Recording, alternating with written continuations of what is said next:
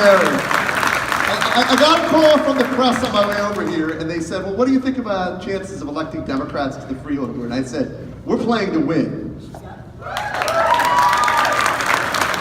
Our third and final candidate for Freeholder, we're extremely proud of. She became a citizen just last year, and she was so upset with Donald Trump and the way things were going in the country, she decided to run for Denver Council in one of our most difficult towns, and in one of the most difficult wards in one of the most difficult towns.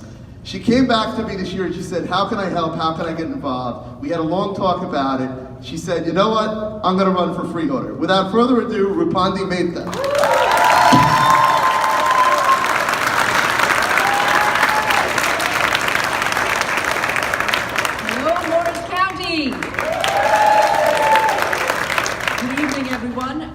I'm here to tell you a little bit about myself, tell you why I'm running.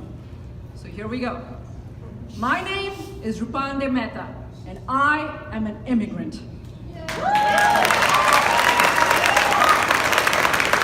I was born in India to a middle-class family.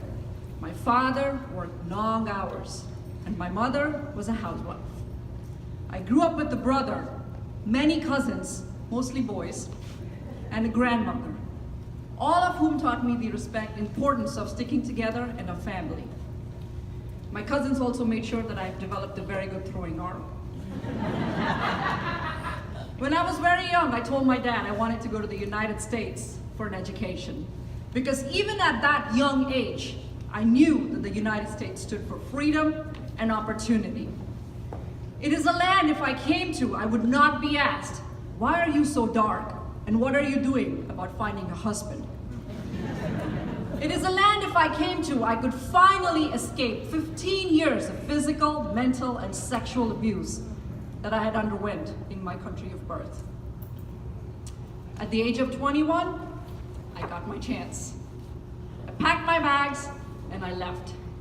I was the first woman in my family to do so.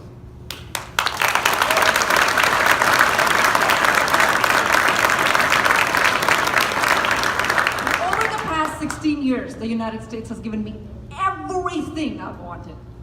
A great education, great job opportunities, the chance to marry for love, to raise a beautiful daughter, buy a home, have a midlife crisis 15 years sooner, and go back to school for another degree. Get a chance to work with those who are abused and who are disadvantaged. Every single thing I've ever dreamt of. I've painstakingly gone through the process of coming here on a student visa, getting to a work visa, and getting my green card. And believe me when I tell you this, I'm one of the lucky ones, because the average wait time for people of Indian origin is between 10 to 15 years to obtain your green card. During this time, we pay our taxes and we contribute to Social Security. And hey, if we commit a crime, we are sent right back to where we came from. Why am I telling you this? Immigrants are vetted. We are vetted. We go through the ringer and we pass every test. We're not allowed to stay here if we don't follow the rules. So going back to my also fantastic life, everything is going very well at this point. We just bought a house, Sophie's doing great, and then guess what happens? November 2016. And my entire life is literally upended. And it's a moment for me to question. It's a profound question I ask myself. What do I do now? Should I stand down and not speak, not say anything, cower down, or should I raise my voice? I leave you to decide the choice I made. But standing here before you today means there was one more hurdle I had to clear. Last July, I entered the immigration office in Newark. And for the first time, my dream of seeing those words next to my name was realized.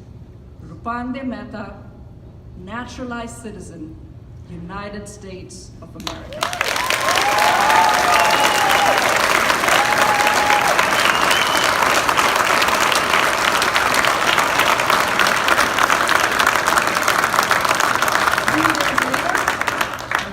To vote. And when I knew at that time that my country was calling me, because this was the fight for the soul of my country now, I met with Bob Grant, and I signed up to run as a councilwoman in Denville's Ward 4.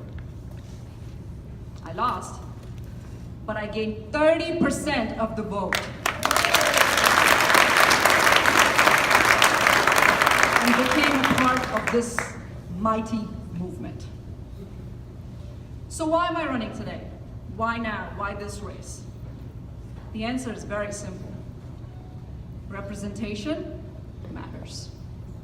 It matters at every stand we take in our life, at every action we take. Representation matters when the mighty Amalia Duarte stands up to Rick Blood and tells him to resign for his obnoxious racist comments. Representation matters when Lisa Abemani and Bella Abemani fight for gun rights and bring a march to Morristown. Representation matters when Morristown is the site of the Women's March. 15,000 people show up. To DC. The resistance is alive in New Jersey, and we in Morris are at the heart of it. Representation matters when Kathy Wilson and Janice McCarthy refuse to give up and finally win a seat on the council and vote their beliefs. Representation matters when Megan Lynch becomes the chair of the first ever Democratic Women's Caucus and reaffirms the women's right to choose. Representation matters. And if I have the honor to be your freeholder, the only promise I make to you tonight is I will always do my best, and I will never take no for an answer. Thank you.